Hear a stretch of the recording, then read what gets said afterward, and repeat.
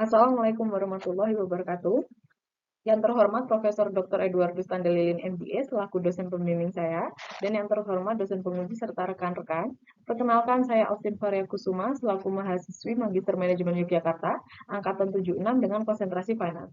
Di sini saya akan mempresentasikan mengenai hasil penelitian saya yang berjudul Pengaruh Variabel Modal Kerja terhadap Profitabilitas Studi pada Perusahaan Tekstil di Indonesia. Berdasarkan konferensi pers yang diadakan oleh Kementerian Industri RI pada tahun 2020, dikatakan bahwa industri tekstil merupakan industri padat karya dan merupakan salah satu dari 5 industri dengan kontribusi ekspor terbesar di Indonesia. Apabila kita lihat kinerja industri tekstil dan pakaian jadi, dapat dilihat pada tahun 2016 hingga tahun 2019, laju pertumbuhan kumulatif industri tekstil mengalami peningkatan yang cukup baik, namun di tahun 2020, industri tekstil mengalami penurunan yang sangat drastis. Hal ini dikarenakan dampak dari pandemi COVID yang terjadi di beberapa negara. Salah satu dampak pandemi terhadap modal kerja industri tekstil adalah persediaan yang kurang dikarenakan bahan baku dan aksesoris berasal dari Tiongkok yang sedang melakukan lockdown. Industri tekstil juga memiliki akses modal kerja yang tidak mudah dikarenakan banyak bank asing menarik diri dari portofolio industri tekstil. Sehingga sulit bagi industri tekstil untuk merunning full operational business dikarenakan keterbatasan modal kerja dan juga modal kerja yang tersedia terus digunakan untuk biaya operasional tanpa adanya pemasukan yang signifikan. Apabila dilihat dari tabel 1, terlihat bahwa rata-rata modal kerja industri tekstil terus meningkat tiap tahunnya, dan hingga saat ini masih membutuhkan modal kerja yang lebih banyak. Namun, rata-rata profitabilitas industri tekstil terus menurun. Dapat disimpulkan bahwa terdapat pengelolaan modal kerja yang kurang efisien. Menurut Ross, Weatherford, dan Jordan, mereka menyatakan bahwa persediaan, piutang, dan utang merupakan elemen terpenting dari manajemen modal kerja. Ketiga elemen tersebut juga termasuk dalam komponen siklus konversi kas sehingga piutang, persediaan, utang, dan siklus konversi kas akan saya gunakan sebagai variabel dari penelitian ini. Rumusan masalah pada penelitian ini adalah rata-rata modal kerja industri tekstil yang tiap tahun terus meningkat, namun rata-rata profitabilitas industri tekstil terus menurun. Hal ini menunjukkan bahwa terdapat pengelolaan modal kerja yang kurang efektif. Oleh karena itu, perusahaan diharuskan mengelola modal kerja dengan efisien sehingga meningkatkan kinerja perusahaan dan menarik perhatian bank agar akses modal kerja dipermudah. Pertanyaan penelitian pada penelitian ini adalah yang pertama, apakah jangka waktu rata-rata penagihan piutang dalam harian berpengaruh terhadap profitabilitas? Dan yang kedua adalah apakah perputaran persediaan dalam harian berpengaruh terhadap profitabilitas? Dan yang ketiga, apakah jangka waktu pembayaran utang dalam harian berpengaruh terhadap profitabilitas? Dan yang terakhir adalah apakah siklus konversi kas dalam harian berpengaruh terhadap profitabilitas? Tujuan penelitian ini adalah untuk menguji pengaruh dari keempat variabel tersebut terhadap profitabilitas perusahaan tekstil di Indonesia. Penelitian ini akan bermanfaat secara empiris untuk memperkaya literatur akademis tentang pengaruh modal kerja terhadap profitabilitas, dan secara praktis temuan penelitian ini dapat bermanfaat bagi manajer dalam pengelolaan modal kerja agar lebih efektif dan efisien. Berikut teori yang saya gunakan pada penelitian ini. Yang pertama merupakan teori modal kerja yang ditulis oleh Sawir dan dikutip oleh Anwar, yaitu modal kerja merupakan aset lancar keseluruhan yang dimiliki oleh perusahaan atau dana tersedia yang digunakan untuk membiayai operasi sehari-hari perusahaan. Yang kedua adalah teori pengelolaan modal kerja menurut Pass and Pike. Mereka menyatakan bahwa perencanaan dan pengendalian modal kerja yang tidak efisien adalah salah satu penyebab umum kegagalan bisnis. Dengan memantau komponen modal kerja seperti piutang, persediaan, dan utang usaha, pengelolaan modal kerja akan dapat dicapai dengan efektif.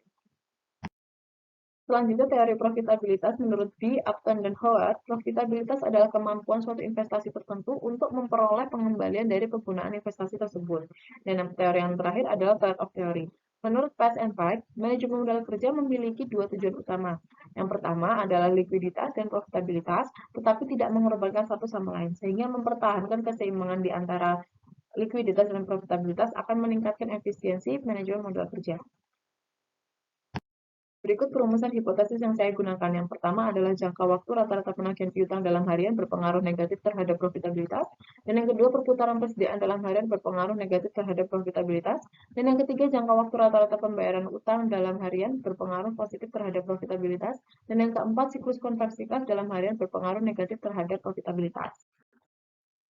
Selanjutnya, saya akan menjelaskan mengenai metodologi penelitian yang saya gunakan. Penelitian ini menggunakan pendekatan kuantitatif, dan data yang dikumpulkan merupakan data sekunder. Sampel diambil menggunakan metode purposive sampling, dan model yang digunakan pada penelitian ini merupakan regresi data panel. Sampel penelitian ini adalah perusahaan tekstil yang terdaftar di BEI dengan kriteria sebagai berikut. Yang pertama, memiliki data laporan keuangan yang telah diaudit sejak 2015 hingga tahun 2020. Yang kedua, menggunakan periode laporan keuangan per Desember. Dan yang ketiga, mempublikasikan laporan keuangan tahunan mereka yang telah diaudit di BEI. Dan yang keempat, telah IPO sejak tahun 2014. Berdasarkan kriteria sampel yang telah disampaikan sebelumnya, didapatkan 14 sampel perusahaan tekstil yang digunakan pada penelitian ini. Berikut definisi operasional dan instrumen penelitian yang digunakan pada penelitian.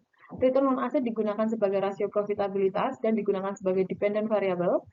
Lalu selanjutnya piutang, persediaan utang, dan siklus konversi kas merupakan independent variable penelitian ini.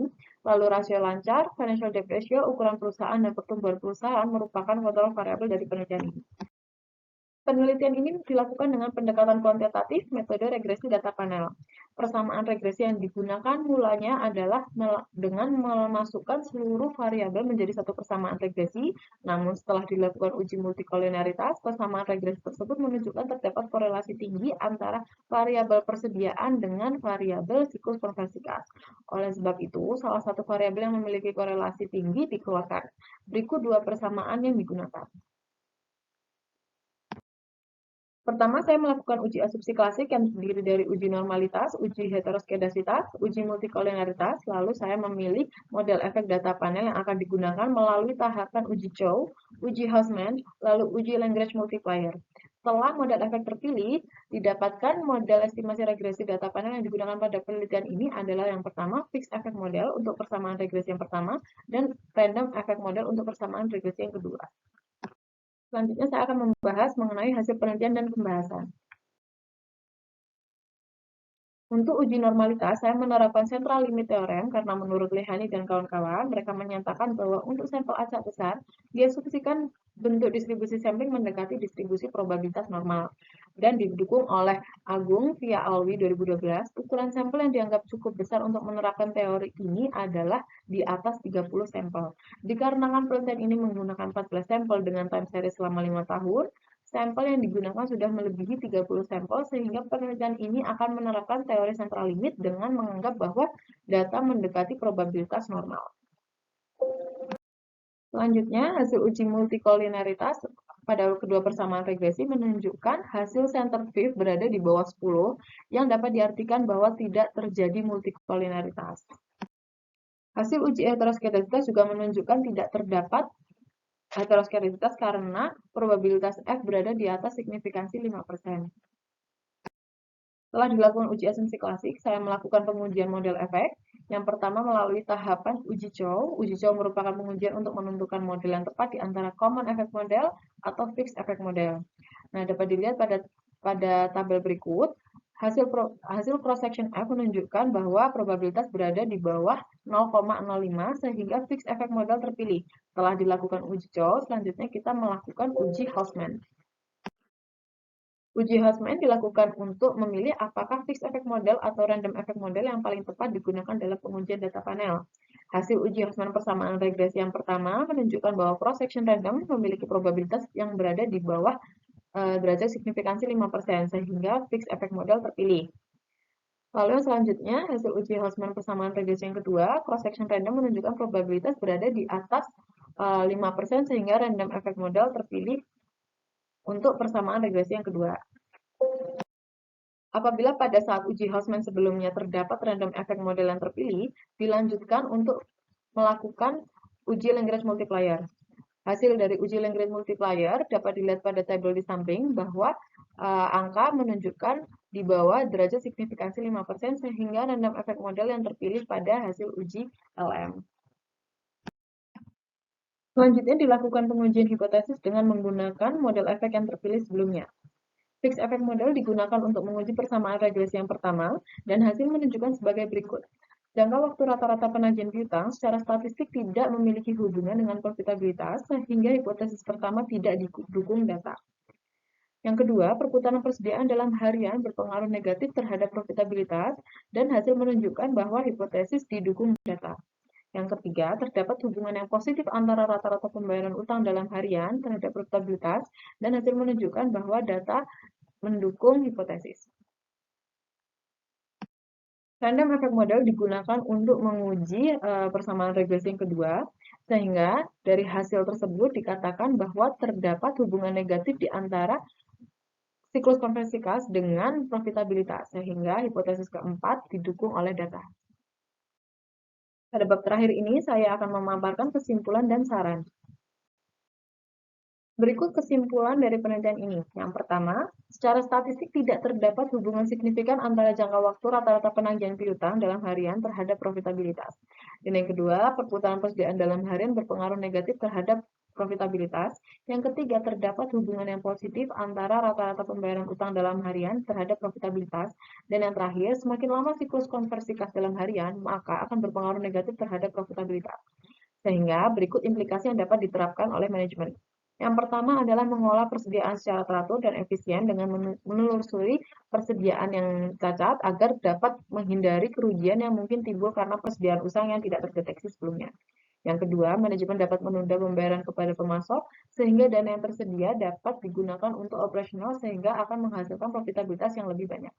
Manajemen juga dapat membayar utang kepada pemasok lebih lama agar siklus konversi kas berkurang dan dana tersebut dapat digunakan untuk modal kerja.